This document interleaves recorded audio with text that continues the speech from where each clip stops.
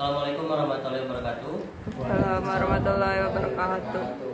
We are from group 4 and this is my part. And I'm going to introduce you.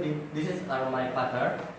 First is Hanna firsta, 2 is Wike safitri, and the third is Suryanti, and the fourth is me myself, Raden brama. Okay, the first material gonna explain by Suryanti. Okay, I want to explain to you about the types of discourse marker. So, there is 6 types of national category or meaning. The first is enumerative. Enumerative is numbering and ordering points. We use this discourse marker to number and order the points that we want to make in a text. They help us to understand the order of information. The example of marker is like firstly, secondly, thirdly, and so on. And the second is adjective. Adjective has 3 types. The first is reinforcing. So the example of marker reinforcing is like again, then again, also, moreover, furthermore, and so on. And the second is similarity.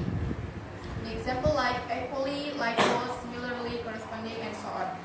And the third is transition. The example of transition is like no, well, incidentally, by the way, and so on. And the third is logical sequence. Logical sequence has 2 types. The first is summative. Summative is to introduce a summary of what has preceded. For example, like so far, altogether, overall, then, and so on. And the second is resultative. The example of marker of resultative is like as a result, consequently, hence, now, therefore, and so on. And the fourth is explicative. Explicative is to introduce an explanation or reformulation. For example, like namely, in other words, and so on. And the fifth is illustrative. Illustrative is to introduce an illustration or example, like, for example, for instance. And the last is constructive. Constructive has 3 types. The first is replacive. Replacive has example like alternatively, again, rather, and so on. And the second is antithetic. Antithetic example of antithetic is like instead, then, on the contrary, by contrast. And the last is concessive.